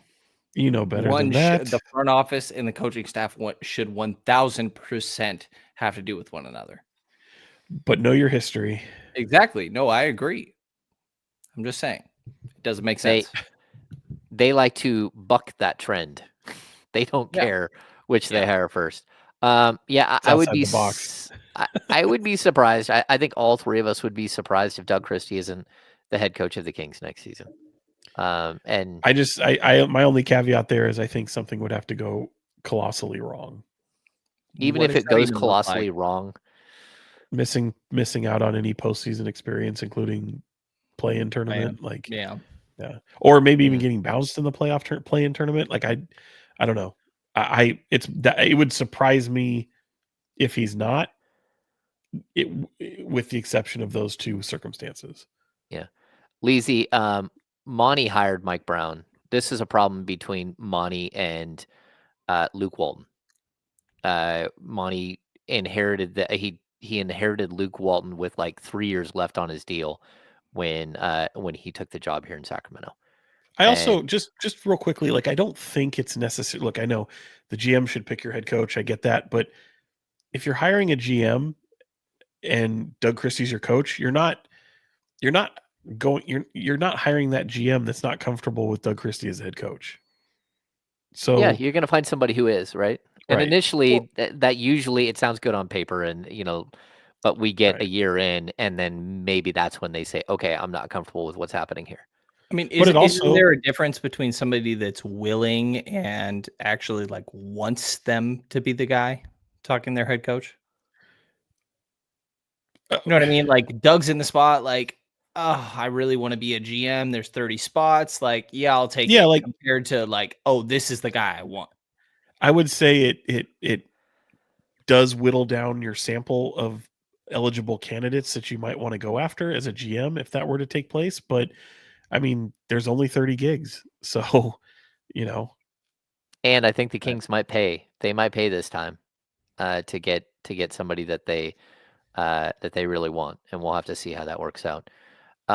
Okay, we've got a bunch of other things floating around here. What are your favorite memories of Macy's at Doco? I don't know. I got to be honest. They're supposed to be building a casino there, right? Is it a Or casino? There's no, like a that hotel. at least. No, they're building a hotel there, Hotel? but then Hotel. the hole in the ground down the street, I believe, was purchased by a tribe, and there might be a casino put in there. There's a hole in the I ground. think there's on Yeah, 3rd and L. It's like the Shingle Springs Tribal something like that. There was supposed to be a condo high rise that went in about like 10 or 15 years ago, and it fell apart, and so it's been a giant mud hole sitting right there, like 2 blocks over from the arena for a couple of years. Yeah. Okay. Jess asked if I watched Severance. I have not started Severance. I would like to, though. I'm going to catch up. Me and the wife have been watching season 1, but when we watch shows together, it takes forever because we're not usually, we have like conflicting schedules. White Lotus is back though, season 3. I did love watch that show. The first one. Have you guys watched the Olympic documentary? So there's two. So there's the Quest for Gold, and then there's the We Beat the Dream Team one that's also on HBO Max that Chris Webber's a part of. All right. The one is on Netflix. The one is not on HBO Max. No. Right. Wait, what? If you're watching the show, it's on Netflix. And maybe this is just a me thing, but I don't have HBO Max, and I feel like everybody has Netflix. Oh, I don't know. I've had HBO Max forever. Maybe I'm behind. Maybe I'm behind. Well, we know this. You are. Yes is the answer. Yes, you're behind. Fair enough. We need you to go watch The Sopranos. We need you to go watch The Wire. There's a few things on HBO that you think that we are going to need you to go watch. I'll let you know if I get it. Okay, so I haven't started either one of those basketball docs, by the way. I want to. Have you started them or no? I have not.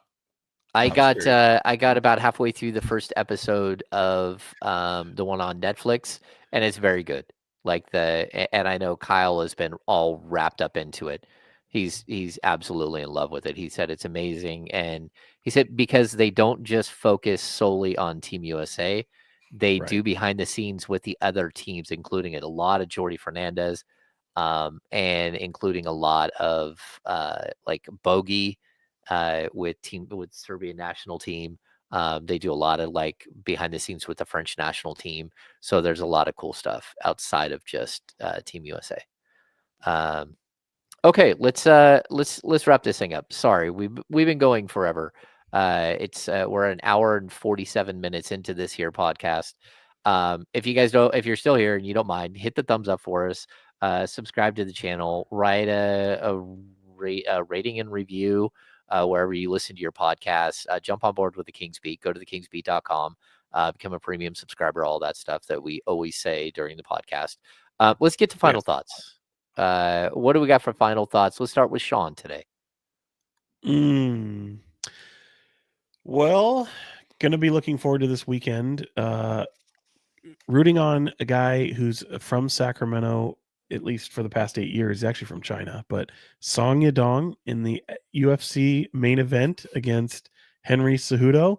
I'm telling you, he's a fun fighter to watch. Henry Cejudo is also a 2-time champion in 2 weight classes. So take a look at him. I just was able to interview him the other day. His English has improved. This is a guy who 8 years ago when he arrived in Sacramento couldn't speak a lick of English, and now he's probably more fluent than I am. So Song Yadong, great name, great you didn't dude. Have to say it again. I saw James's reaction. You did what with your what? Well, it reminds us of Long Duck Dong from 16 Candles, right? I don't remember, James. I don't remember that. What? Yeah. Anyway, come on. He's a very entertaining fighter, and I think you guys would like him. Also, I did watch this SNL 50, Joe. Thank you for asking. Fantastic.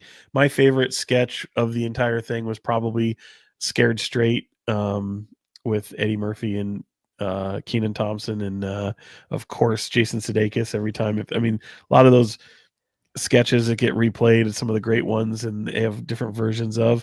Probably the best Scared Straight was the one where Taylor Swift was on there. If you haven't seen it, look it up. It's really good. I'm more of a fan of Taylor Swift as a host of SNL than I am as anything else she does. So it's very good. Okay.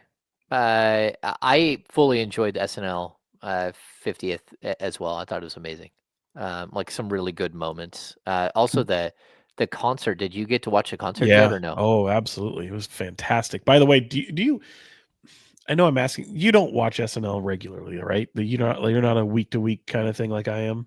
Not every week, but like historically, I watch a good portion of every season. I don't watch every single episode from start to finish. If you catch one all year, go back and watch the Ariana Grande one. It is tremendous. Probably my favorite one of the year. Yeah, she's pretty spectacular. She's like great. her ability to impersonate all the other singers, but then like she did the skit where she sang off key the whole time. That was spectacular too. You're like, how in the world could someone who's always pitch perfect sing off key? That was wild. Brenden has no idea what we're talking about. Sure, Brenden, sure, yeah. Brenden, I'm offended you you would ask me, but it's fine. You would absolutely go up just a ton in my book if you started watching SNL. I did see the Adam Sandler 50 performance where he dropped a bunch of names that I pretended to know. Oh yeah, that was spectacular. Yeah, it was great. This Shrinking is one of the best shows on TV, Jess. It's a good one.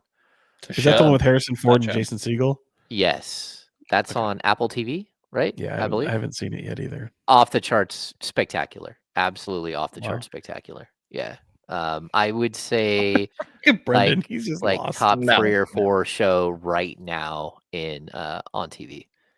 There's too many damn subscriptions is what I'm shaking my head at. Apple TV, we're at HBO, whatever. I have Netflix and Netflix. So that's where my recommendations. And you don't even watch the shit that's on there. So and I do not. You don't. Okay, Brenden, what do you got for final thoughts? What do we got? I guess we're gonna get a little personal. I had a full circle moment at All-Star that I thought was kind of fun.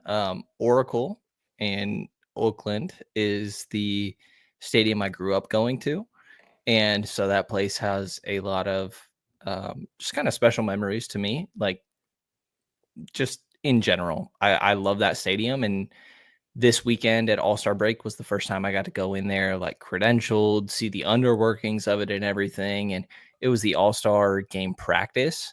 And we got to walk out onto the court. And you guys have probably experienced this before, but it was the first time for me where I'm walking out onto the court while the stadium is full. And obviously for listeners, not on the court specifically, but sort of the surrounding area all on that same floor level.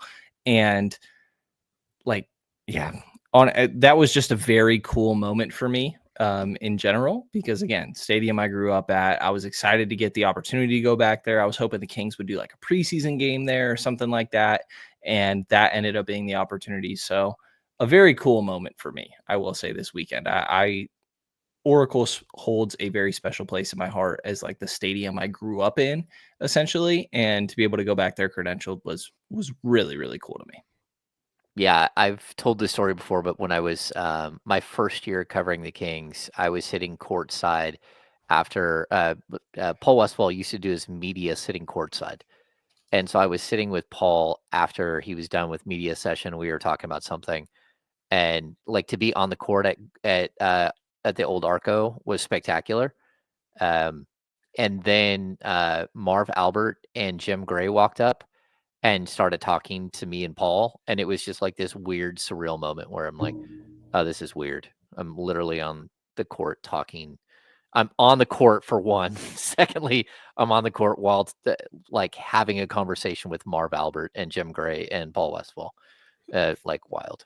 It's not good as Sean's autograph, LeBron James autograph story, but yeah, whatever. I'm never going to say Paris Hilton. I'm not trying to compare myself. Oh, someone asked about that. It wasn't.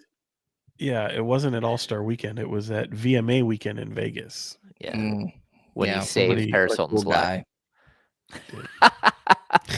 Amazing. Okay, let's see. Final thoughts. Thanks for tuning in and sticking around. Again, we've almost like hit the 2-hour mark here. These long podcasts, I don't know what we're doing. Super, super long podcasts. I blame Sean, number one, for always being late. And number two, for once he's always late, when we do live shows, he just doesn't want to stop. He just wants to keep, having the podcast roll as long as possible, knowing that I'm the one who has to do all the work on the backside of the podcast and have to stay up and edit and post and all that stuff. But thanks for tuning in. That's number one. Number two, look, we have no idea what's going to happen here in the final 27 games. I think this is going to be one of the most bizarre stretches of basketball that we've seen in Sacramento, and that's saying a lot. And I think it's we just have no idea. The Kings come out punching like they did 2 years ago after the All-Star break, they'll be just fine. If they don't, this thing could spin out really quick. And so I think we're here for it, and we'll be here supporting and having podcasts to walk you through every step of it along the way. Outside of that, I don't really have anything else. Shout out to my best friend Jesse, who just retired after 35 years as a firefighter. So good for him. He was able to retire, so good for him. Yeah, pretty cool stuff. So that is going to do it for this edition of the Kings Beat podcast. Make sure to go to Underdog, download the app, jump on board with the Kings Beat, the password is Kings Beat, just one word, Kings Beat. That will get you a free play, and it will also get you some bonus cash up to $1,000. So jump on board with that, and do all the other stuff. Thumbs up, subscribe to the channel, ratings, review. Thanks for doing all of that stuff for us. We'll be back next week. We'll have all kinds of basketball to talk about because this thing is about to start cooking, and it's going to start cooking real quick. So for Box 40, Sean Cunningham and Brenden Nunes. I am James Ham, Kings Insider for ESPN 1320 and the Kings Beat. See you soon.